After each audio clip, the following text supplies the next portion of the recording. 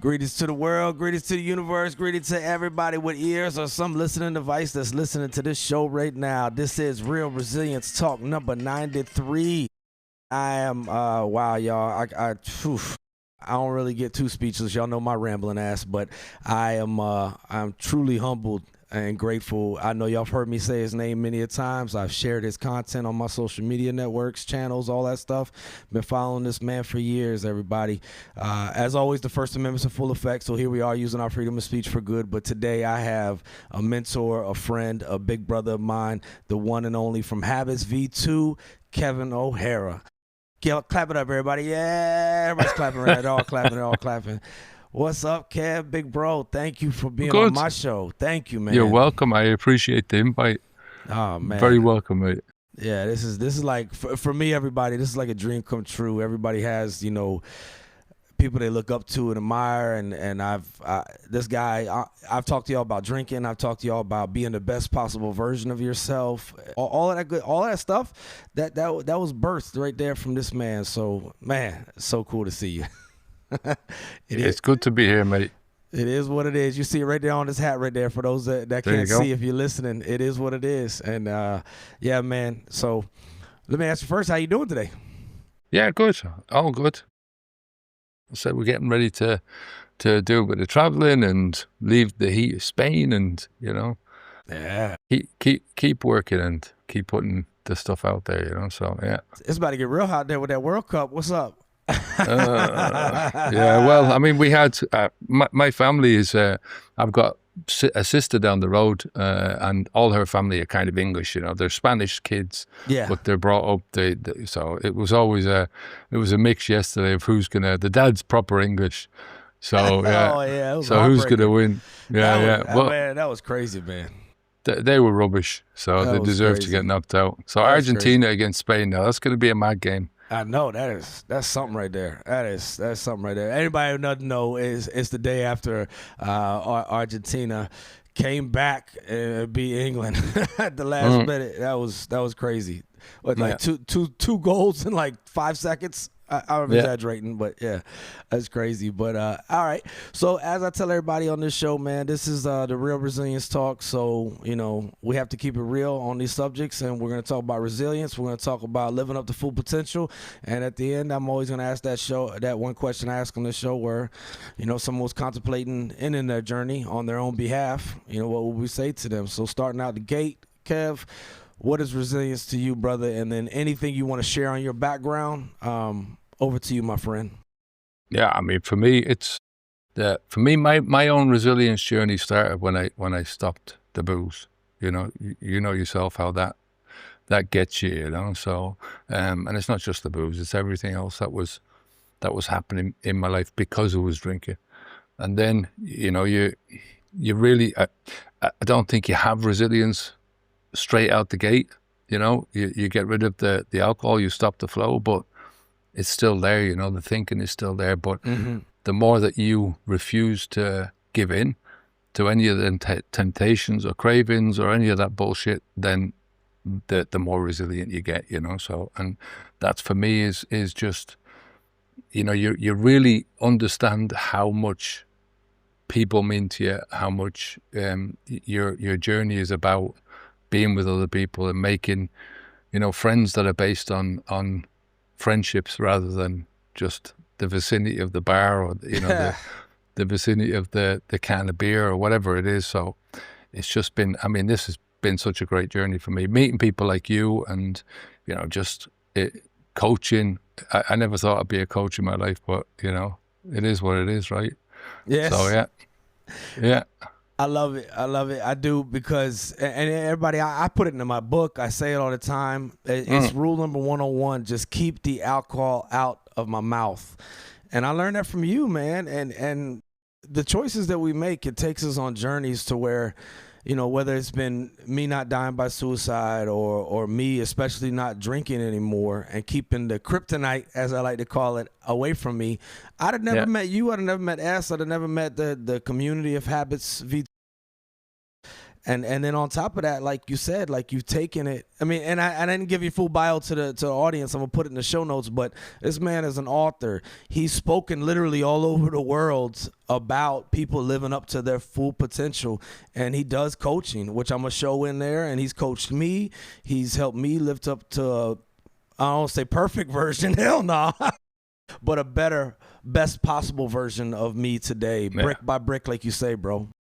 Yeah, it's not about living perfectly. I mean, it's like, I think if you can, there's a guy that he's dead now, but he was a priest actually in Ireland, a fella called John O'Donoghue, an author as well, and he left the priesthood a long time ago because of he didn't agree with a lot what was going on in the church. Right. But his idea was that the happiness in life is where you know that you've still got a way to go, and you know you're still on the journey, but you're happy where you are, and you all you're doing is looking at the next step, you know. But being where you are and being contented, I think that's what it's about, you know. And perfection is such a bullshit idea in the sense that, you know, nobody's perfect, and looking for it is just it's going to take you down blind alleyway after blind alleyway, you know. And instead of just accepting who you are and enjoying life and, you know, trying to be the best version of the role that you can do. You and I both share that love of Viktor Frankl, and he talks about that meaning in life just being, you know, the person that you are, that, you know, you as a father, for instance, there's only one person that can fulfill that role, and that's you, you know. But it's, you know, people often ask me about what happens if I don't have kids? How am I going to find meaning in my life? And for me, it's not that you look for something outside of yourself. You look for the thing inside of yourself that can turn anything into meaning, you know. So you find meaning in putting down the booze and leaving it behind you. You find meaning in picking up a book and learning something new, you know. There's so many different things that you can find meaning in if you look for it, you know.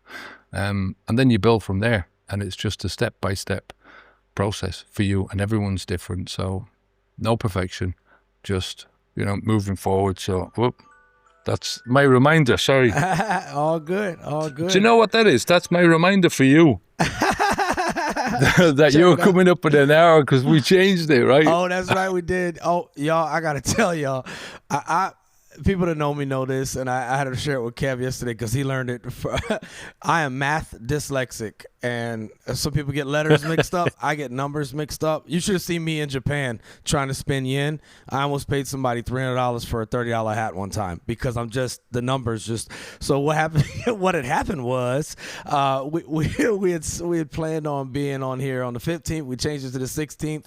For some reason, my brain said, hey, it's the 15th, y'all. And so yesterday, because he's overseas in the Madrid time zone, and I'm in the New York time zone on the East Coast, I'm over here punctual than a motherfucker. I was a day early for our fucking conversation.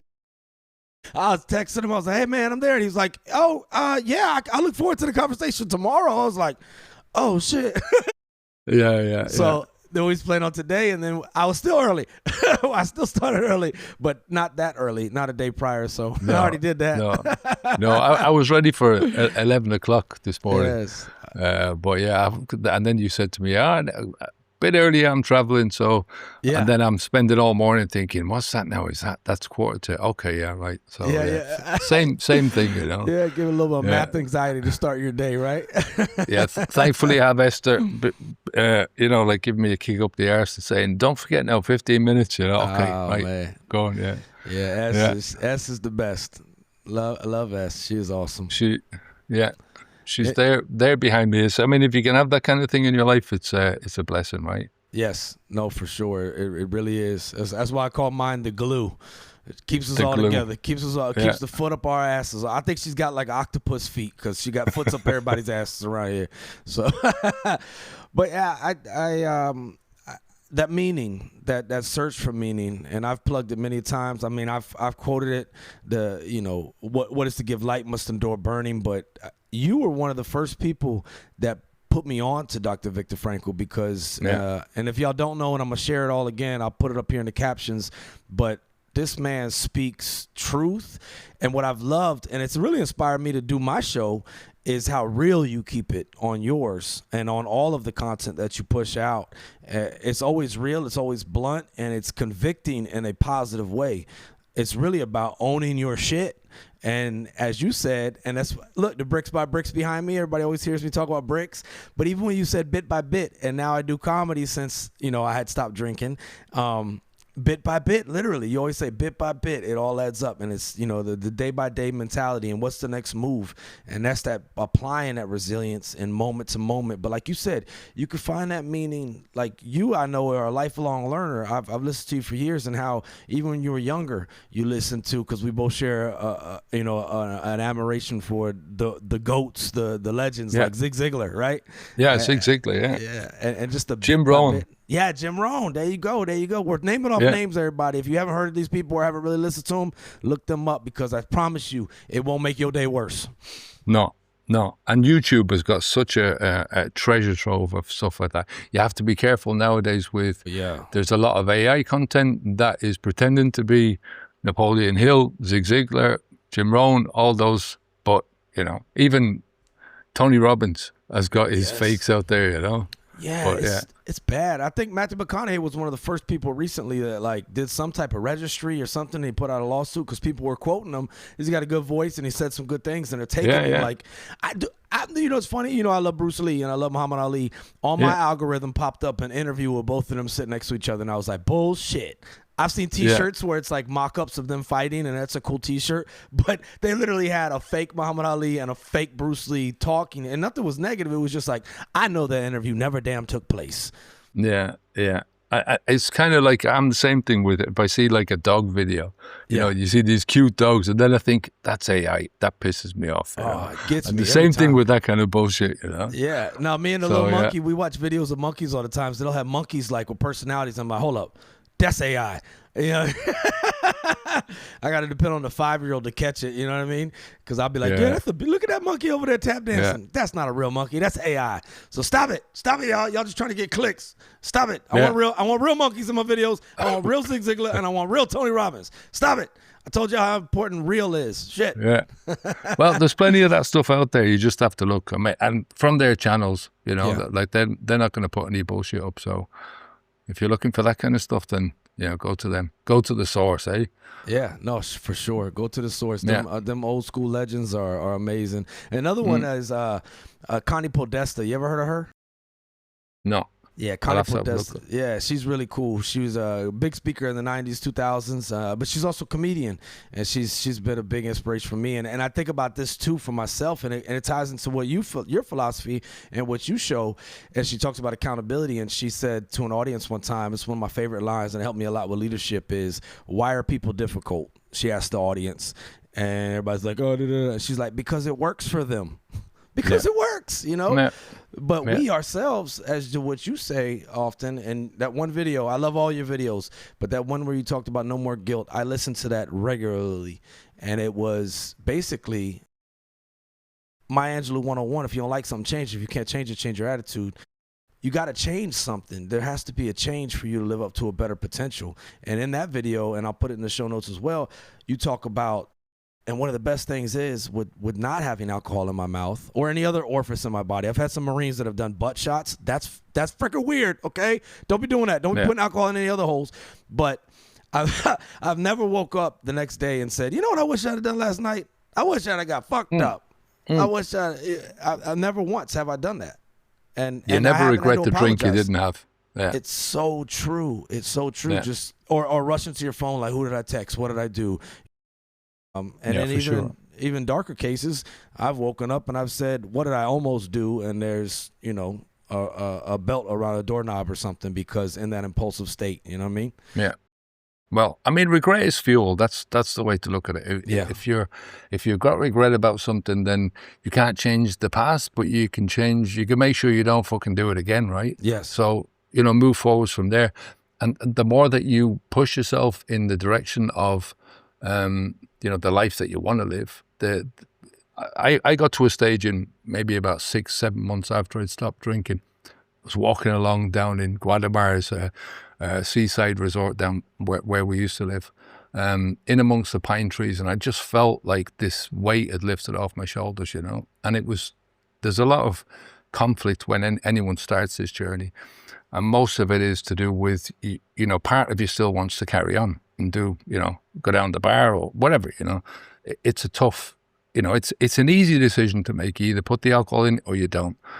It's tough to follow through and do that time and time again. So you've got that conflict at the beginning, but you've also got a deeper conflict that you know that if you carry on doing what you're doing, you're going to end up in a place that you really don't want to be physically, but mentally as well. So I think there's a psychological a weight that is on your shoulders as a drinker that just you can't lift as long as you're a drinker, because it's like you're doing something to yourself that is bullshit, right? That is going to send you down, end up in the psyche ward or the clinic getting your liver removed, you know, or, you know, half your liver removed. So that lifting weight off my shoulders 6-7 months in was that I knew that I was never going to drink again, but it was that psychological lift that I was, you know, that it's, that future harm is not going to be there for myself, you know. Yeah. And it's when you get to that stage, then the regrets that you had, you start to look at those things through much kinder eyes, you know, because you wouldn't be where you are now if you hadn't have gone through all that bullshit to get there, you know. So I never regret a moment of the drinking life, because, you know, I met my wife, my son was born when I was a drinker. I met Esther when I was a drinker. So all of those things in my life that have happened and got me to where I am and in the job that I love doing now, you know. If I hadn't have been a drinker and hadn't have gone through all that, and, you know, that person that stopped drinking in 2013, if he hadn't have made that decision, then I wouldn't have been here. So it all, if you put the work in, it will come to you, you know. And it's a slow process, and as you say, brick by brick, but once you pile those bricks up, it starts to create a really strong foundation, and then a strong wall, and then, you know, you're set then for life, because you've got something that alcohol will never give you, you know, or any drug, you know, it's not going to give you. And that's that resilience of what you talk about. It's just, you know, it's been able to go on and handle any situation. And even though you might freak out and you might still feel anxious about it, it's nowhere near the bullshit that you're going to feel when you're hiding from problems, you know. So yeah, that's where I am with guilt. You know, guilt is a tool. If you hide from it, you can't use it. If you use it, then you can really make it work for you instead of against you, you know. So yeah. No, it really is powerful, and I love how you embrace all of it, because it's all aspects of the journey. And it is fair to say, and I totally agree with you. Like, honestly, if I wasn't drinking, I wouldn't know my bride. You know, I wouldn't have so many other experiences, but it wouldn't. Also, if I wasn't drinking, I'd have never stopped drinking, which led me to finding you. You know what I mean? Yeah, and finding exactly. the community of HabitsV2. And, you know, I always remember you say that cycle of that drink, drunk, recover. And I was in that cycle forever, man. Like, just drink, drunk, recover. And then, you know, as we get older, the recover part takes a lot longer. Yeah, for sure. Well, you've damaged yourself, right? I mean, it's the more, I mean, I think you get more sensitive as you get older, your body physically, just because you're aging naturally. But all the damage that you do with the alcohol just speeds that up in certain parts of your body. I mean, where the alcohol goes, the damage, you know, the damage is there, right? I can't remember what's that quote now. Where the alcohol flows, the damage goes. Yes. So it's like, you know, there's nothing you can do about the past. You know, there's nothing you can do about your own drinking. So you either you embrace it and go, right, I'm going to use that as fuel for moving on, or, you know, what's the alternative? You know, to be a victim of it, to keep being a victim of it. I heard this guy once saying, it was another motivational speaker called Eben Pagan, and he was saying, he says, what most people do is when they're writing out what they want to do for the rest of their lives, they're looking at what's happened before. He says, whereas if you turn around and ignore what's gone before, you can see a blank page in front of you, you know? So that's the way to look at it. It's not to say that you can't take your experiences from before and use those as lessons, but you don't use them as something that is going to stick you there, and you can't change, because everyone can change. Yes. It's just tough to make the changes happen, right, and to make them stick. Yes. But once the toughness goes, then it gets easier. Yeah. That's what you say, stop the flow and do the work, right? Stop the flow, do the work. Move on is the most important part, because it's like what you were saying. There's that cycle of drink, recover, drink, recover.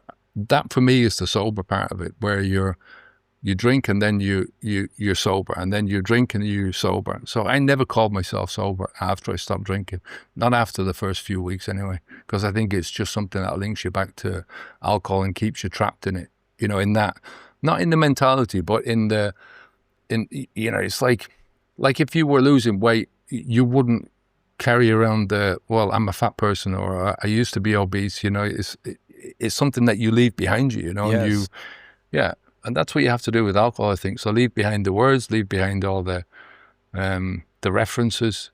Yes. You knew. Yeah, no, for sure. And keep moving forward, right? Keep moving forward. Keep moving forward. Yeah. And I've and I don't want to, down anybody. If something's working for you out there and it's helping you be a better version of yourself, Absolutely. great. Do you. But I personally, and there was times, things get court ordered, or sometimes in the military they force you to go to something like AA. And why I bring this up is because and Dr. Brene Brown, I love her to death. She's helped me out. Like, just her reading, her talks, her philosophies, her books are just amazing. Yeah. But, she talks about the difference between shame and guilt. Guilt is, you feel bad, or you have regret over something you did, an action. But shame is you hate who you are.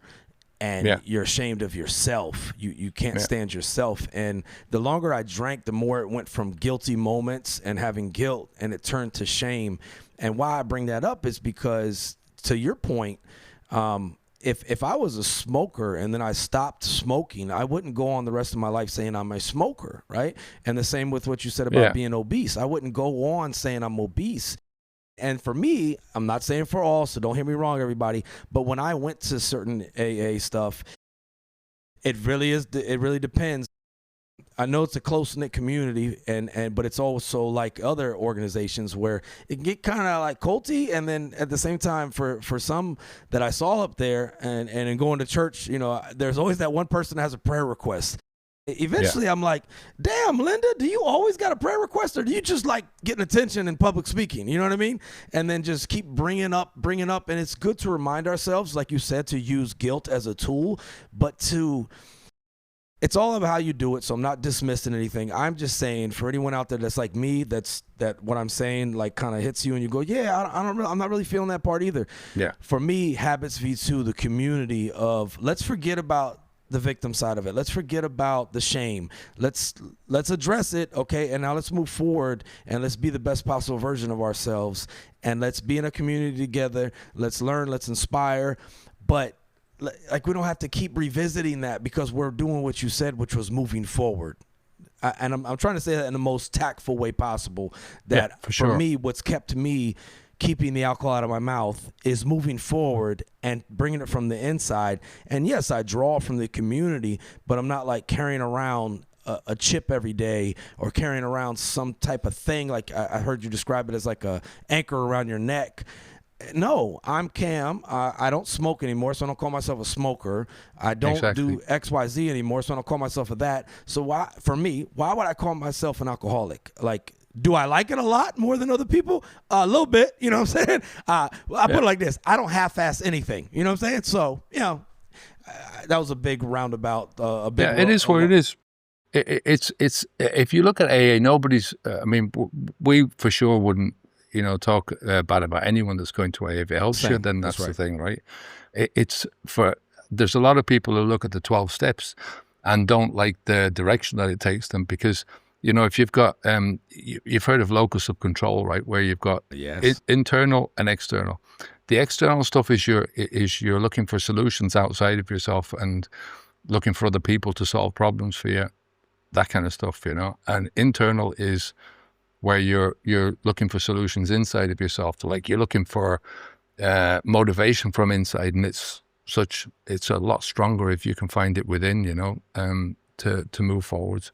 But everyone's kind of on that scale to some degree, I mean, we have to rely on other people to, I'm a coach. I can't coach myself, right? I've got to rely on other people to come and Right. So to a certain degree you're external, Yeah. but the more that you can get internal, I mean, you don't want to go all the way down the scale because you're a control freak then, and everything is about it's my way or the highway, that kind of stuff, Yes, and yes. you don't want to go down there, but it's kind of having a balance of it. And I think if the first step, I kind of said to myself that I didn't have control over the alcohol. I mean, at the end of the day, no matter where you go, you have to control not putting the shit into your mouth, Yes. So that's where we're coming from, that whatever else that you bring in to kind of help you, I think everybody needs some help. Yes. Some outside voice. But I think if you can find somebody who's pulling you towards or the place that you want to go, or pushing you from behind even, right? You need a bit of push motivation.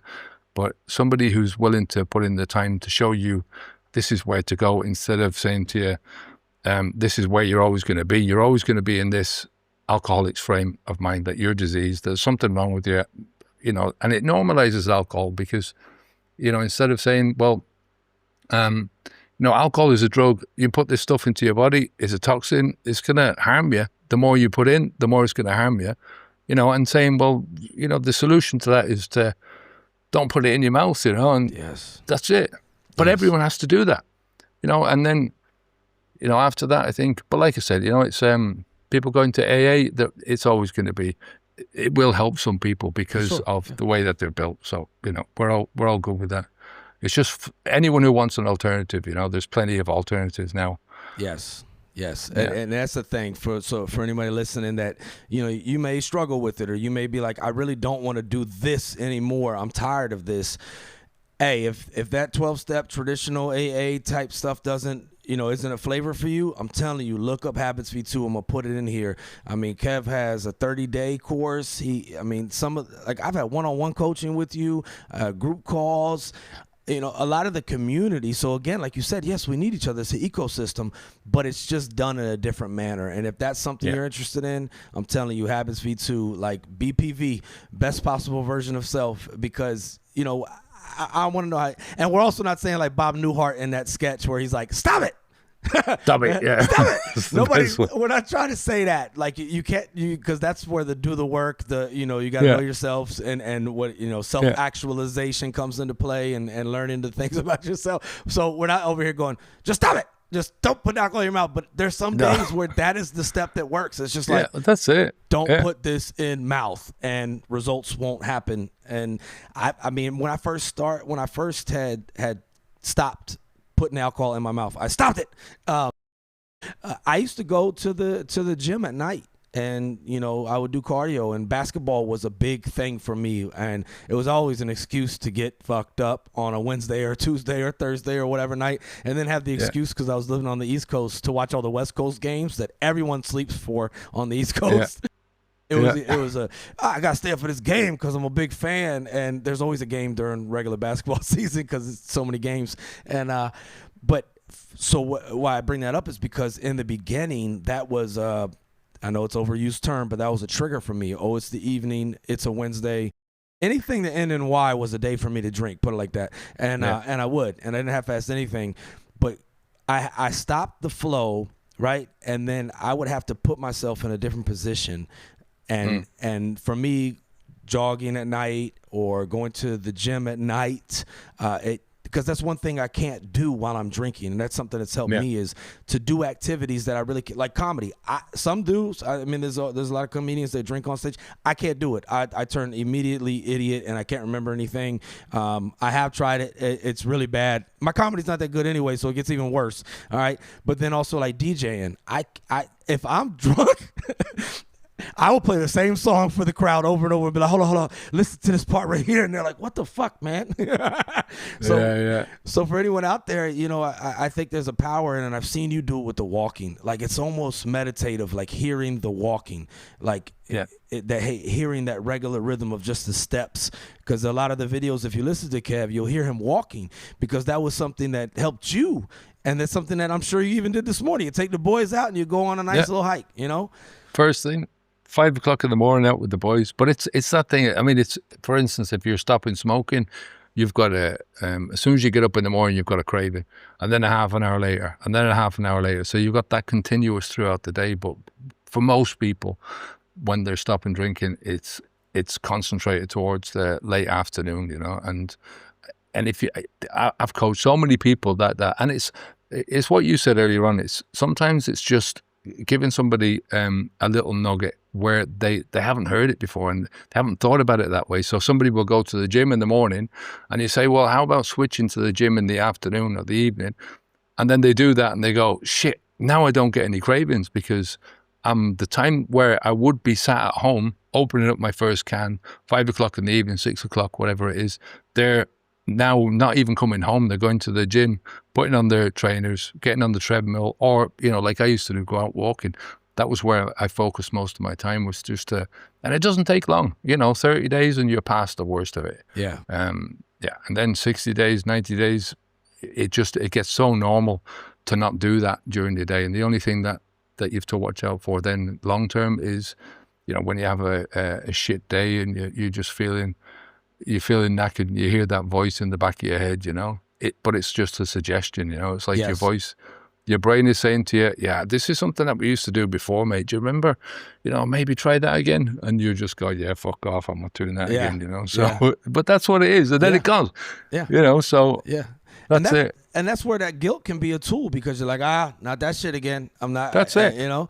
But your neural pathways that are built into your head, especially for those of us, like I was young, like 12, drinking and getting drunk, right? Yeah, me too. The neural pathways are there, so that craving is going to be there for a long time. But over time, and I've told this to a lot of people recently, and it was kind of an epiphany to hit, and I probably heard it from you as well. But weekends are usually hard cravings because of the choices that we make, the environments we put ourselves in, the lifestyle we choose. It's just a different flow. Well, you get a try at practicing a weekend every 7 days, right? And what I hear oftentimes is, well, the Super Bowl or the World Cup or the Olympics or, New Year's Eve or Christmas, Thanksgiving, those things are big craving times, but you only get one practice of that every 4 years, Olympics, World Cup, etc. One time a year for the Super Bowl and one time a year for New Year's and Christmas. So you haven't really had the reps and sets of how to, be in that setting, right? What's your thoughts on that?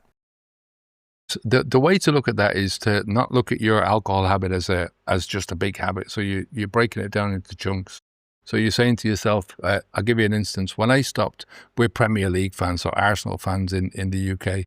And the only way that we could watch it, we had no TV in the house.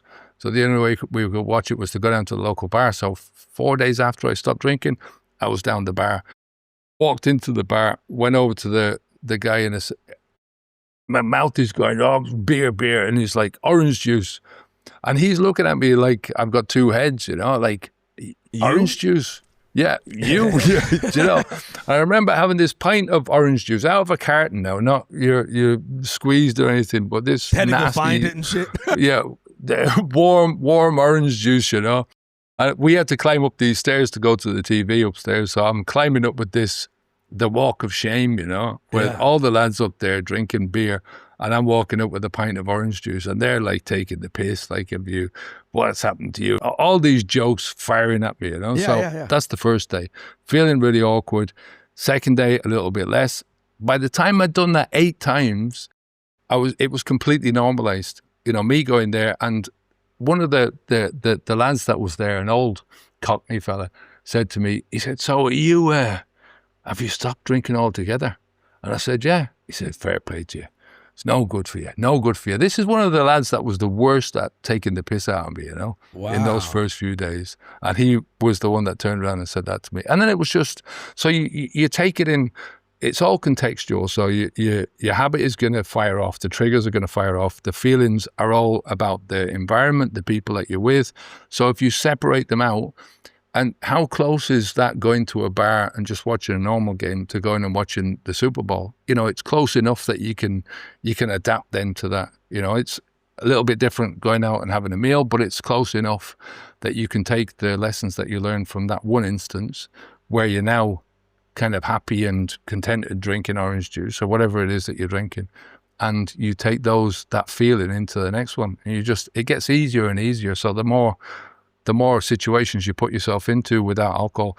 But to be honest with you, I mean, I can't remember the last time I've gone to a bar now, We got the TV in at home, so we can watch the football at home. It's more enjoyable, and, you don't have to listen to drunks anymore, So it is what it is, right? It's just, it's that you take it one part at a time, get used to that, and then move on to the next part, And as you say, the more you're used to it, the more you can have the feeling that you're not going to drink anymore. Yes. The easier it gets to overcome those. We call them hijack triggers because they come out of nowhere, right? They just it's just the more that you can understand yourself, the more you understand that it's going to happen at some stage, the more you're prepared for it, and you just go, yeah, that's just, you start laughing about the triggers and the cravings or the little voice, So, yeah, you know yourself. Yeah, and if you don't, you got to get to know yourself. You got to. Yeah, that's it. That's where that self-discovery, that self-actualization, reading and looking up, Kevin shares a ton of the resources and references to, like, there's nothing new under the sun, as they say, but there is some great knowledge. And I know people try to mock him and stuff, but I'm telling you, if you don't know who he is, Tony Robbins, you've probably heard him mocked before, but like on Netflix, he's got the I'm Not Your Guru. That right there just shows you a quick encapsulation of who this guy is. And it really is to bring the best out of other people. So Kev shares a lot of that, and you just don't know what you don't know, so why not go figure it out? And if you need a point of reference, I'm telling you, follow HabitsV2 on YouTube, or I'll put all the stuff in here. But he shares a lot of good stuff to give you those nuggets, because sometimes you just need that little nugget, that little spark to help you lay that next brick the best way. Yeah. And that's I mean, it's the nugget that puts you on a different path, but it's you that has to do the. Got to. If you want to learn how to do anything in your life, you have to do it. You have to put yourself in those situations. There's the old maxim of fake it before you make it, and it's kind of like that. You have to kind of put yourself into this. If you want to be happy, you don't put yourself in depressing situations. I mean, Tony Robbins, he's kind of like, when you listen to him, he's like he's got multiple faces. So when you hear him talking to one person, he's completely different when he's talking to another person. He's got this way of judging who needs what. I think he's a master at his craft. I mean, for me, I'm Irish, so he's a bit loud. He can be a bit loud, but it's like everyone has an audience, and everyone has that way about them that they can put themselves and put something into the world. Like we were saying earlier on about Viktor Frankl. Just look at, there's certain things in your life that only you can be. There's certain things that you can put out of yourself that only you can put out, like the books or the podcast or whatever it is that you want to do. Only you can do that, your version of that. And whether or not you're doing it for 1 million people or, 10 people, it doesn't matter, because you're making a change, in yourself. Yes. And that's more important than anything else. It's like you're giving yourself confidence, and you're building up your own self-efficacy. You're giving yourself the tools to create. I mean, a lot of the time when I started out this journey first, it was figuring out things and then teaching that thing that I just figured out for myself. Mm-hmm. And then you go back and you figure out something else and you teach that. So you're going from this really narrow knowledge about what it is to live without alcohol, and you're teaching that little sliver, and then you're gradually expanding it, expanding it. Yes. I mean, you can't write a book on day one, right? You can. No. maybe write a half a page, but that's about it. Cool little paragraph, No, Yeah, it's a true. paragraph. Yeah, but Yeah. and the thing is that don't compare your chapter, your page that you just wrote to Kevin's book. No, That's no Kevin's comparisons. journey. Comparison is a thief of joy, but I also think it's the thief of healing and the thief of growth. It's not just the thief of joy; it's the thief of growth. Now, if you admire someone and you use them as someone to aspire to live up to, that's great. Exactly. But when we get into the comparison game and be like, oh my God, or you know what I hate, and I hear David Goggins talk about this a lot. I disdain this. Put it like this: people will go, "Oh, Cam, that's you, man, because you're this or you're that," and I think it's like a passive cop out to be like, "Oh no, I could never be like Kevin because Kevin's so great." Really, though, I'm taking myself off the hook and I'm going, that's just Kevin O'Hara. He's different. He's just built different. And that's not true. You could still, like these bricks on this thing, this little fake backdrop, you can build yourself, but it's that paragraph, that half a page, and eventually you get to a different book. And I think it's imperative that we have what you just said, that self-efficacy, to know that we can switch it up. Switch the style up. If they hate, then let them hate and watch the money pile up. That's what Kanye said. And let them hate, because some people are going to be convicted by you not doing things anymore. I saw this in some of my inner circles, where they dog you or they mock you, but at the same time, sometimes they're just like, well, you remind me of what I want to be, and I'm not that right now, and I'm stuck in this, so I don't really want to be around you, or I want to, jab at you and stuff like that. So you have to keep that in. Lash out, I felt that in a lot of ways, and I'm just saying that if you want to change, you can make that change. So don't use a cop out as, well, I'm not built like this person, or Kevin's so great, he's written these books and he's done these years of coaching and he's built a platform. Well, he started day one, if you know the story, watching his son look on the phone or look on the beach for his iPod. It was that long ago. It was an iPod, not an iPhone. Yeah. And that's after 30 years of me doing exactly what I'm teaching against, right? Yes. I drank for 30 years and did all the bullshit that went with that. Lived that life of a drinker and sometimes a bad drinker as well. So you can't.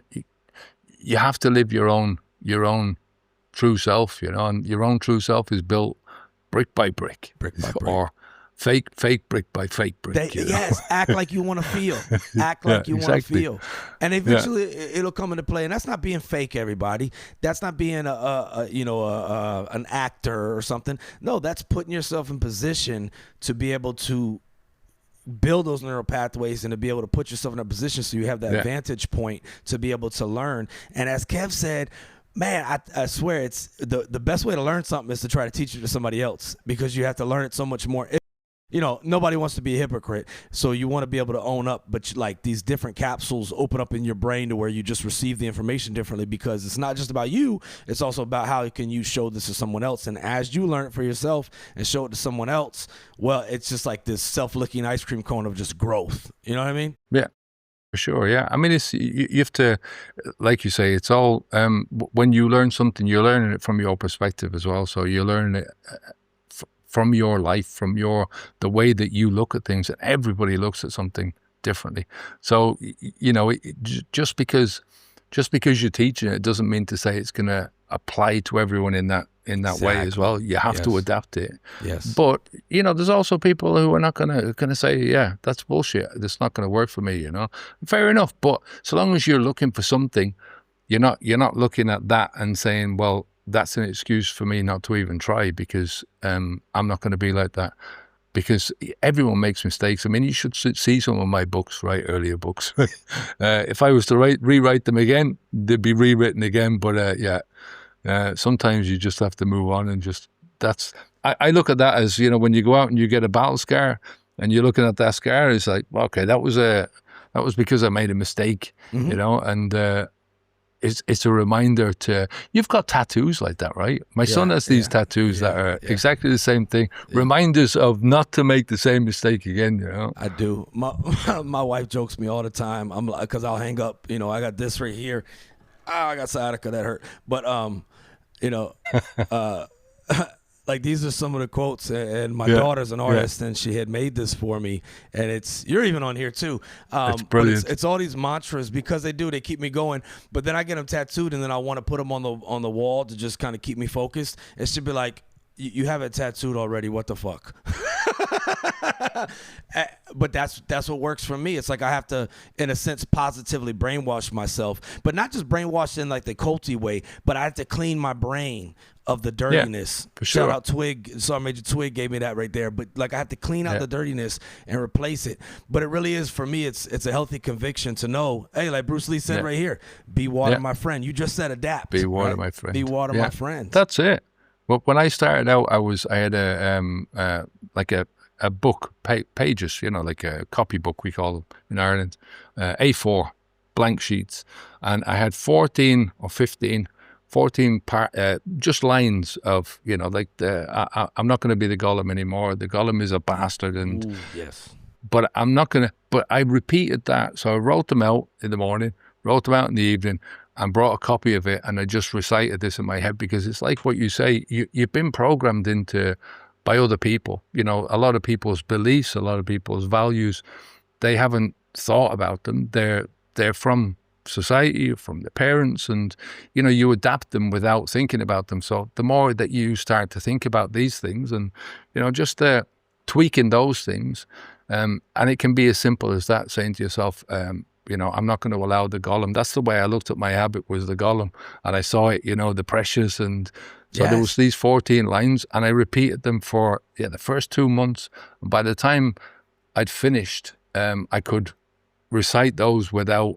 So it was embedded into my brain then, those ideas, Yes. It really does help you to. I mean, like you say, you're not doing it to be negative. You're doing it to try and push yourself into a positive direction, and it's all your own work then, it's all you.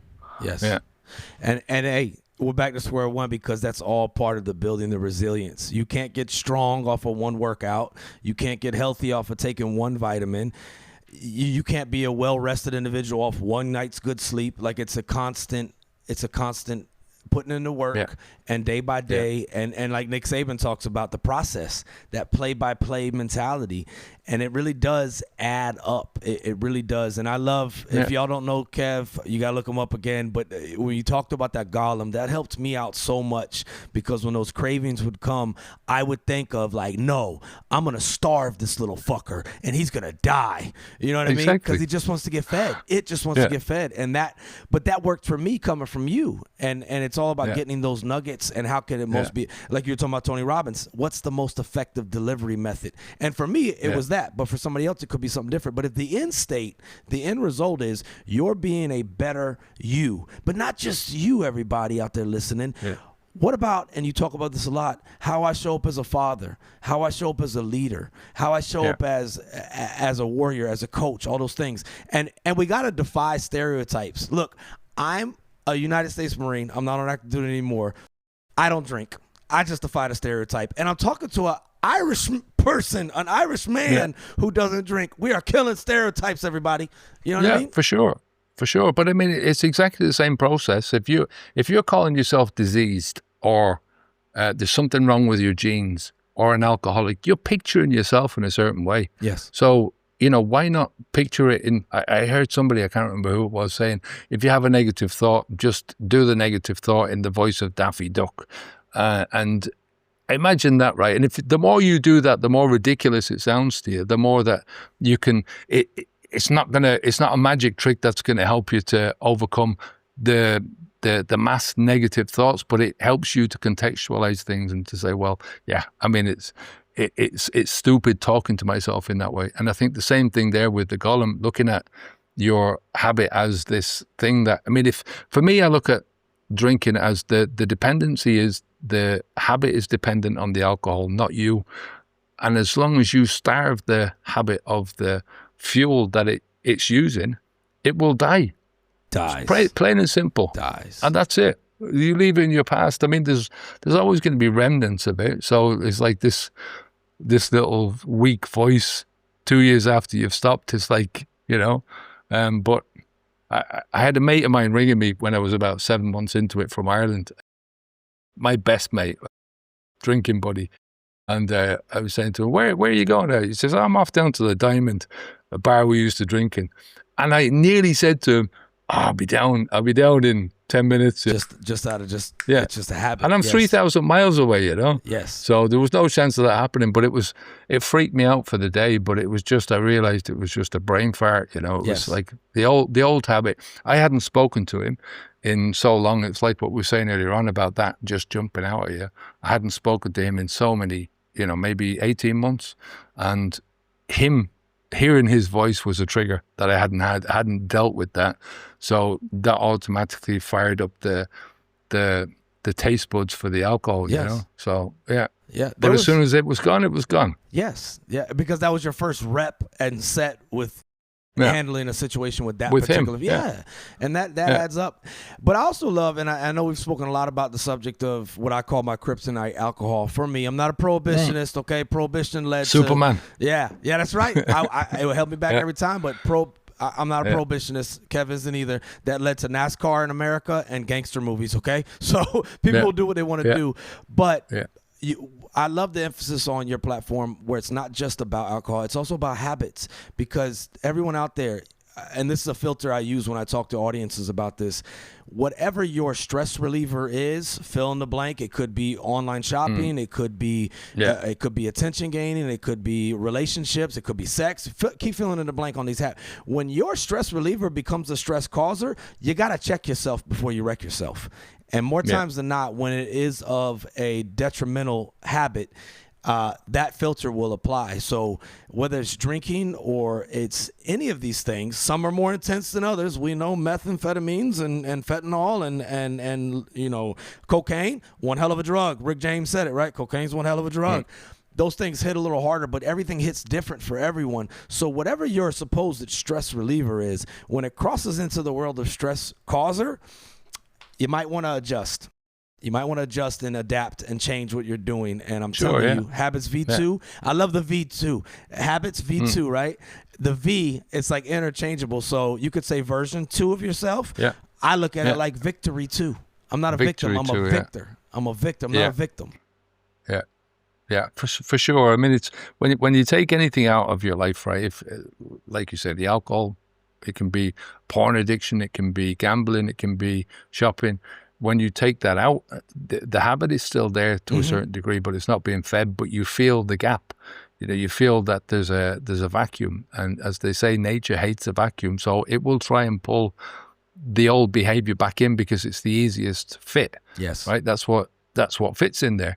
So people say to me, "What's the best?" You know, you need to create new habits. So you can't just create new behaviors. You have to make those behaviors into habits. And the only way that you do that is to repeat them. So the best things that you can do is, we talk about this as the vigorous cycle. So it's your nutrition, your exercise, pick one, you know, even if it's just getting more water inside yourself, hydration, trying to figure out why, you know, you're not sleeping well. So get into a better bedtime routine. So it's figuring out those things. All the bullshit on the internet, stop that, you know, doom scrolling on X or YouTube or wherever it is that you're doing it, you know, filter the knowledge, filter the data that's coming in, and just, you know, focus on on the stuff that is going to help you to move forward and make that a habit, you know. So yeah, I mean, it's if you can focus on one of those things, then add another one, you build a really strong foundation for yourself then, you know, and the stronger you feel physically, the stronger you're going to feel mentally, and it makes it easier then for you to grow, you know, to add the next bricks. You need the energy for it, right? That's right. That's right. I dig it so much, man. It's literally changed my life. I wouldn't be doing the show. I wouldn't be doing comedy. I wouldn't be doing any of the outreach stuff, the coaching I do, any of these things, if I had not learned of the way that you teach. That's what worked for me, and it put me on a path to where, yes, now I internally find things and do things and grow to things, but I would have never got there because I'd still be sitting in a smoke pit, as we call it in the Marine Corps, pontificating and talking about, hey, man, you know what I'm going to do one day? And I wouldn't be doing it at all. I wouldn't be doing it. Exactly. We've all done it. I'd be too stuck in the drink drunk recover cycle instead Yeah. of the vigorous cycle of, and again, like he said, y'all, find one thing, one little incremental change. I had a friend of mine the other day, Tia J, she was on the show. She said she likes to microdose life, just a little incremental change.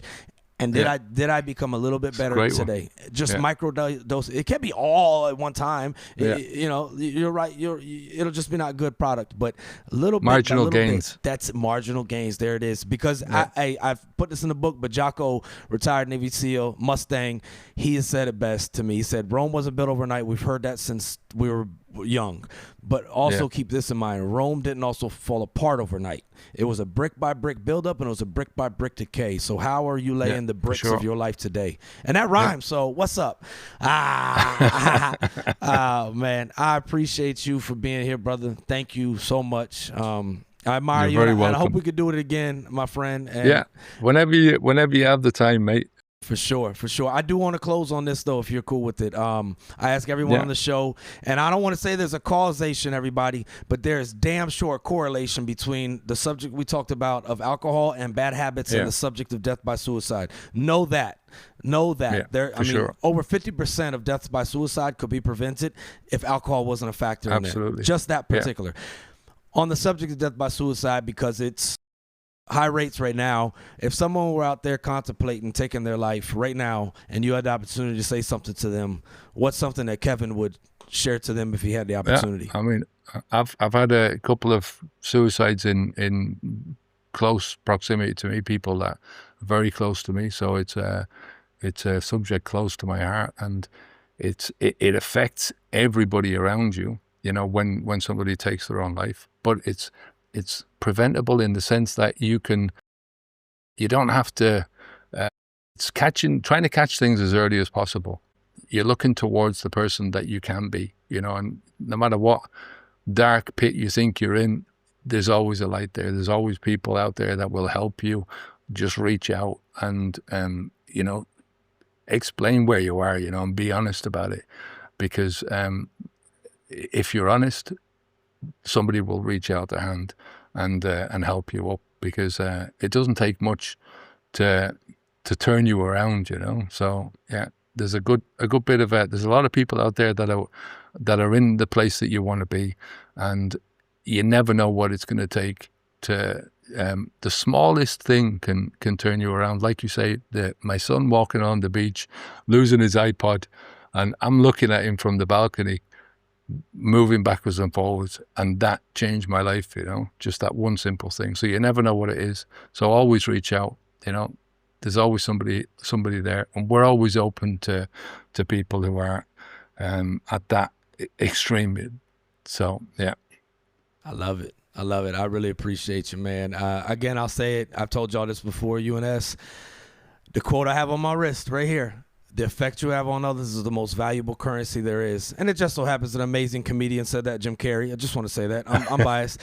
But seriously, I feel like his statement is true. And I know this, that you all are very wealthy, rich individuals because of the effect you have on others. And then the ripple effect, the effects I've been able to have, that started with the effect you had on me and many other mentors too. I love y'all all too. I'm just saying that changing those things, bringing HabitsV2 in, bringing the thought, and just changing things incrementally. I mean, 7 years later, I wouldn't be who I am without you. So I'm so grateful for you and the heart work that you do. It's not hard work. It is hard work, but it's heart work, and it's a service to others. And just thank you, y'all. Thank you and S and all of the HabitsV2 fam. Love y'all. Hope y'all see this. And I just want to tell you thank you, man. And I hope you have a beautiful rest of your day, brother. Yeah, you too. Enjoy your trip. Yes. No, I will. For sure. I'm going to send you some pics. Everybody, this has been episode 93 over of the Real Resilience Talk podcast. And as I always say, this show is sponsored by nobody, baby. I always got to sing for him, do a little Keith Sweat for him. Hey, but seriously, take care of each other. Make good choices. Brick by brick, they all add up. And I will put in the show notes. You'll be able to follow my friend right here. Make good choices. And if you're like me, keep the alcohol out your mouth. Onwards and upwards, right, Kev? Onwards and upwards, yeah. Appreciate you, brother. Thank you.